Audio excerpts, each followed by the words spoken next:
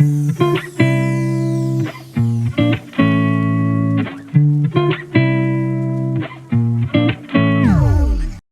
Everyone, welcome back to my channel. वैसे अगर आप मेरे चैनल पर ना तो प्लीज़ चैनल को सब्सक्राइब कर देना, वीडियो चलो तो लाइक करना, कमेंट जरूर से कर देना।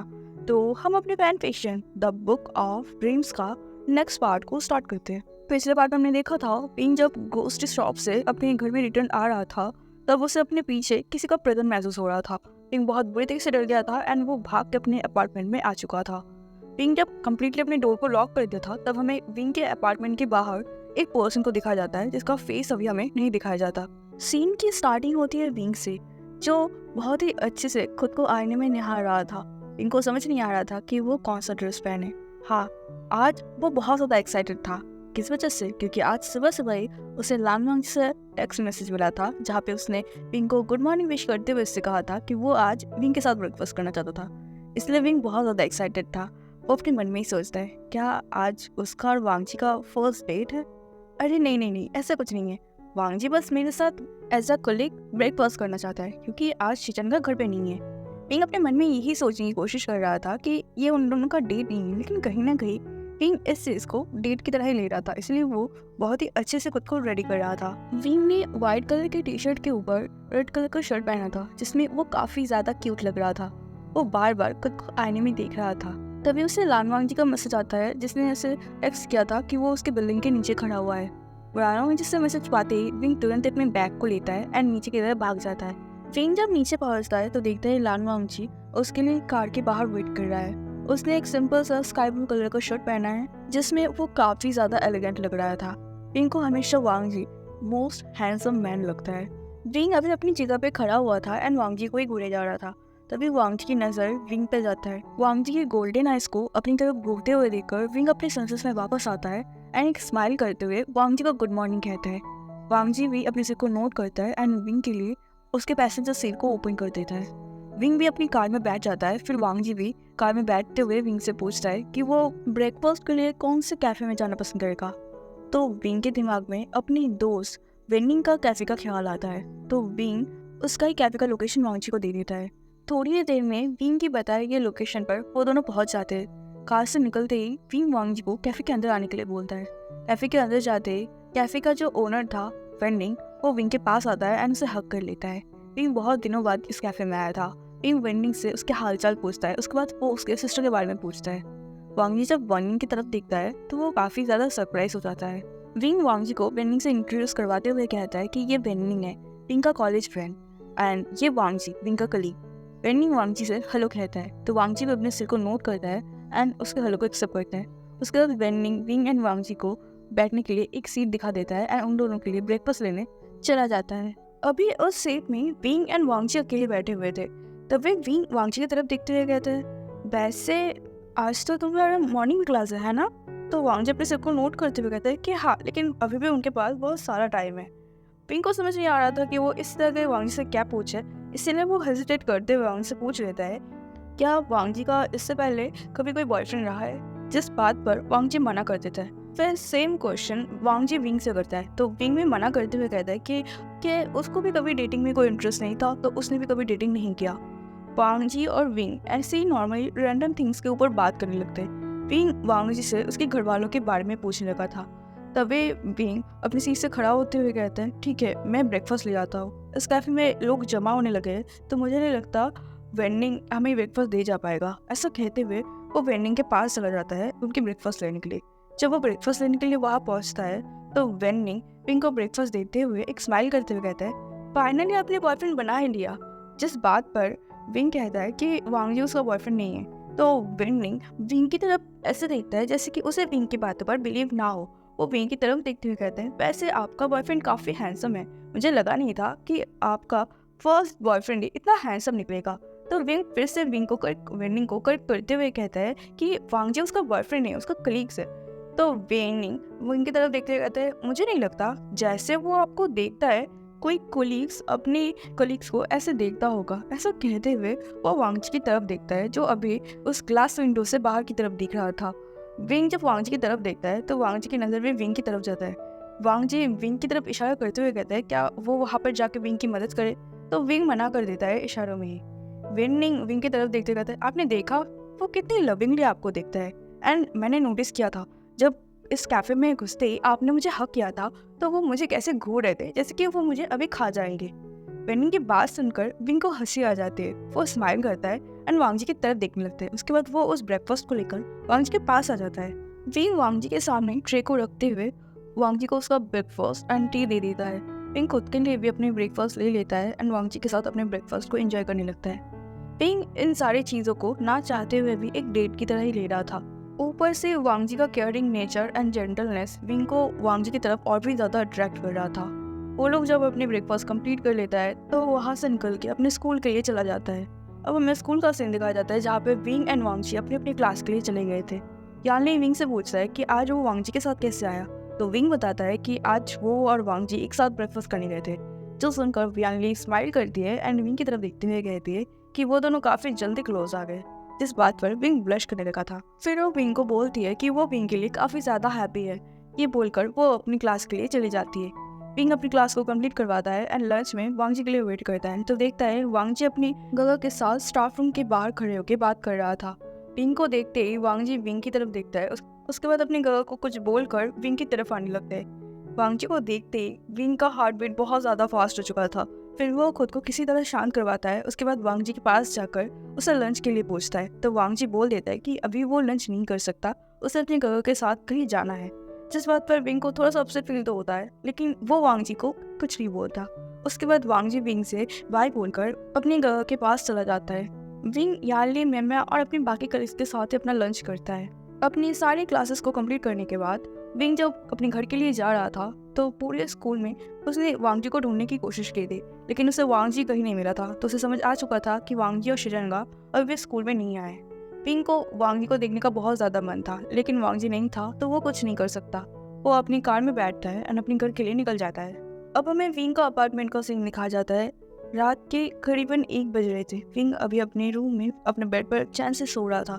तभी उसे अपने लिविंग रूम में कुछ आवाज़ सुनाई देता है। पहले तो वो आवाज़ काफ़ी धीरे धीरे था तो विंग का नींद थोड़ा सा डिस्टर्ब हो रहा था, लेकिन विंग ने नींद से नहीं जगा था। लेकिन एक तेज़ आवाज़ के साथ विंग की नींद तुरंत ही टूट जाती है एंड वो तुरंत ही अपने बेड पर उठकर बैठ जाता है। विंग को समझ नहीं आ रहा था इतनी रात में उसके लिविंग रूम से ऐसी आवाज़ें क्यों आ रहा है। विंग तुरंत अपने फ़ोन को अपने हाथ में लेता है एंड अपनी डोर को ओपन करके लिविंग रूम की तरफ जाने लगता है। विंग जब लिविंग रूम में पहुंचता है तो देखता है वहाँ पे एक आदमी पूरी तरीके से ब्लैक कपड़ों में वहाँ पे खड़ा हुआ है एंड उसके हाथ में विंग का वही फ्लूर है। जो देखकर विंग बिल्कुल शॉक हो जाता है। वो उस आदमी की तरफ शॉकिंगली देख रहा था। विंग को लगा था कि ये शायद कोई चोर है जो विंग के अपार्टमेंट में घुस गया है, इसलिए विंग तुरंत ही अपने लिविंग रूम के सारी लाइट्स जला देता है और खुद को प्रोटेक्ट करने के लिए वहीं पे लैम्प स्टैंड को अपने हाथ में ले लेता है। विंग उस लैम्प स्टैंड को उस आदमी की तरफ बढ़ाते हुए कहता है, तुम्हारी हिम्मत कैसे हुई मेरे घर में घुसने की, तुम इस घर में घुसे कैसे। ऐसे कहते हुए वो डोर की तरफ देखता है तो डोर लॉक था। विंग सरप्राइज था। वो अपनी बैल्कनी की विंडोज की तरफ देखता है तो देखता है वो ओपन है। विंग अपने मन में ही सोचता है उसे क्लियरली याद है उसने इन सारे विंडोज को लॉक कर दिया था एंड विंग ये काम डेली करता है, वो कभी नहीं भूलता। तो फिर आज ये ओपन कैसे रह गया। विंग उससे पहले उस आदमी की तरफ देख पाता या कुछ कर पाता, वो आदमी भाग के विंग के पास आता है एंड विंग के हाथ से उस लैम्प स्टैंड एंड फोन दोनों को ही गिरा देता है। उस आदमी के हाथ में एक हैमर था एंड उसके दूसरे हाथ में वो प्लूट था। विंग अपने मन में सोचता है क्या ये चोर है, क्या ये मेरे घर में चोरी करने के लिए आया है। विंग को बहुत ज्यादा डर लग रहा था। वो पीछे हटते हुए कहता है, हे कुछ मत करो। अच्छा तुम जो कुछ भी चाहते हो तुम यहाँ से उठा लो, मैं कुछ नहीं बोलने वाला। देखो मेरे पास मेरा फोन भी नहीं है, मैं पुलिस को भी नहीं कॉल करने वाला, प्लीज मुझे मत मारना। विंग ऐसे ही कंटिन्यूअसली बकबक किए जा रहा था। उसे इतना ज़्यादा डर लग चुका था कि उसे समझ नहीं आ रहा था कि उसे क्या करना चाहिए। वो उस आदमी की तरफ देखते हुए कहते, देखो मेरे रूम में अलमारी में बहुत सारे कैश रखे हुए हैं, तुम उस कैश को भी उठा के लेके चले जाओ, मेरे सारे एक्सपेंसिव चीज़ें उठा के लेके चले जाओ, प्लीज़ मुझे मत मारो। तभी वो आदमी उस हैमर को विंग की तरफ बढ़ाने लगता है तो विंग भाग के सोफा के पीछे चला जाता है। वो आदमी अभी विंग के पीछे आने लगा था विंग को मारने के लिए, लेकिन विंग इतना ज़्यादा डरा हुआ था कि वो बस भागे जा रहा था। विंग अपने मन में ही सोचता है, वो गॉड मैं अभी मरना नहीं चाहता, मेरी एज ही क्या हुई है, अरे नहीं मेरी मौत ऐसे नहीं हो सकता। विंग अपने मन में ही सोच रहा था एंड पीछे भाग रहा था। तो विंग उस सोफे के कॉर्नर से उसका पैर गिरता है एंड वो नीचे की तरफ गिर जाता है। वो देखता है वो आदमी अभी विंग के बिल्कुल सामने खड़ा हुआ था एंड उसके हाथ में हैमर था। विंग की आत्मा तो उसकी बॉडी छोड़ के ही चली जा चुकी थी। विंग का गला बिल्कुल सूख चुका था। वो पीछे खिसकते हुए कहता है, देखो मैंने कहा ना, तुम्हें जो चाहिए तुम ले जा सकते हो, मैं बाद में पुलिस में भी कंप्लेन नहीं करूंगा, प्लीज मुझे छोड़ दो, मुझे मत मारो। विंग ऐसा कहते हुए पीछे खिसक ही रहा था, तभी वो आदमी उस हैमर को ऊपर उठाता है एंड वो विंग के ऊपर अटैक करने ही वाला था कि कोई पीछे से उस आदमी को बहुत जोर से लात मारता है, जिससे वो आदमी सीधा दीवार से जाके जोर से हिट करता है एंड वहीं पे गिर जाता है। विंग तो पहले ही डर के मारे अपनी आंखें बंद कर चुका था। जब वो देखता है कि उसके ऊपर कोई भी हैमर नहीं गिरा है, तो वो धीरे से अपने एक आंख को ओपन करता है, तो देखता है कि सामने लांजन खड़ा हुआ था जो उस आदमी से फाइट कर रहा था। वो आदमी अपनी जगह से उठता है एंड उस हैमर से वांग जी के ऊपर अटैक करने लगता है। तो वांग जी अपने मार्शल आर्ट स्किल से उस आदमी के सारे अटैक को ब्लॉक करता है एंड उसे बहुत ही ज्यादा पीटने लगता है। विंग ने आज से पहले वांग जी को इतना ज्यादा गुस्से में कभी नहीं देखा था। वांग जी अभी इतना ज्यादा गुस्सा था कि उसके फेस बिल्कुल रेड हो चुका था एंड उसके फेस में वो गुस्सा साफ साफ देख पा रहा था। विंग अभी हैरानी से उन दोनों की तरफ ही देख रहा था। जब उस आदमी को समझ आ जाता है कि वो वांग जी से नहीं जीत सकता, तो वो वांग जी को जोर से विंग की तरफ पुश करता है एंड वो उस ओपन विंडो से छलांग मार देता है। वांग जी उस आदमी के पीछे उस विंडो के पास जाता है, लेकिन वो आदमी वहाँ पे रस्सी की यूज करके नीचे जा चुका था एंड कार की तरफ चला जा चुका था। वांग जी भी उस आदमी के पीछे उस रस्सी से नीचे उतर जाता है, लेकिन वो उस आदमी को पकड़ पाता, ऑलरेडी वो आदमी निकल चुका था। वांग जी को उस आदमी का पीछा करते हुए देखकर विंग भी वांग जी के पीछे नीचे आ चुका था। अभी विंग वांग जी के जस्ट पीछे खड़ा हुआ था। वांग जी जब देखता है कि वो उस कार को नहीं पकड़ पाया, वो अपने पीछे मुड़ के देखता है, तो वहाँ पे विंग खड़ा हुआ था जो वांग जी की तरफ ही देख रहा था। वांग जी तुरंत ही विंग के पास आता है एंड विंग की पूरी बॉडी और फेस को टच करते हुए कहता है, विंग तुम ठीक तो हो ना, उसने तुम्हें हर्ट तो नहीं किया ना, तुम्हें कहीं हर्ट तो नहीं हो रहा है ना। ऐसा कहते हुए वो विंग की पूरी बॉडी को चेक करने लगा। तब वे विंग वांग जी की तरफ देखते हुए कहते हैं, मैं ठीक हूँ वांग जी। लेकिन विंग की बात पर वांग जी अभी भी कन्विंस नहीं हुआ था। वो अभी भी विंग को चेक कर रहा था। तभी वांग जी के हाथ को विंग रोकते हुए कहता है, ये सब क्या था और तुम यहाँ क्या कर रहे हो? तुम्हें कैसे पता चला कि कोई मेरे अपार्टमेंट में आया है और मैं खतरे में हूँ? ये सुनते ही वांग जी स्टिफ हो जाता है। अभी रात के करीब 1:30 बज रहे होंगे। वांग जी को समझ नहीं आ रहा था कि वो विंग को क्या एक्सप्लेन करे। वो अभी विंग की तरफ देख रहा था एंड विंग वांग जी की तरफ क्वेश्चनिंग आइज से देख रहा था। विंग के मन में बहुत सारे सवाल थे। आज से पहले कभी विंग के ऊपर ऐसे अटैक्स नहीं हुए थे एंड ऊपर से वांग जी को कैसे पता चला था कि विंग को अभी उसकी जरूरत है एंड वो सही टाइम पे कैसे आ गया। विंग को खुद की तरफ ऐसे घूरते हुए देखकर वांग जी को भी समझ नहीं आ रहा था कि वो क्या रिप्लाई करे। तभी वांग जी एक जैसा सांस भरता है एंड अपनी फेशियल एक्सप्रेशन को नॉर्मल करते हुए विंग की तरफ देखते हुए कहता है, मुझे नहीं पता, किसी ने मुझे कॉल किया था और कहा था तुम खतरे में हो। मुझे समझ नहीं आ रहा था कि मैं क्या करूँ, इसलिए मैं बिना कुछ सोचे समझे यहाँ चला आया एंड जब मैं यहाँ आके पहुँचा तो देखा कोई तुम्हारे ऊपर अटैक करने वाला था। तभी वांग जी विंग की तरफ देखते हुए कहते हैं, ये बड़ी बात नहीं है कि मैं यहाँ कैसे पहुँचा। अगर मैं सही टाइम पे यहाँ नहीं पहुँचता तो तुम्हारे साथ क्या होता वो शायद मैं इमेजिन भी नहीं कर सकता। वांग जी ऐसा कहते हुए विंग को टाइटली हग कर लेता है। वांग जी का हार्ट बीट बहुत ज़्यादा फास्ट हो चुका था।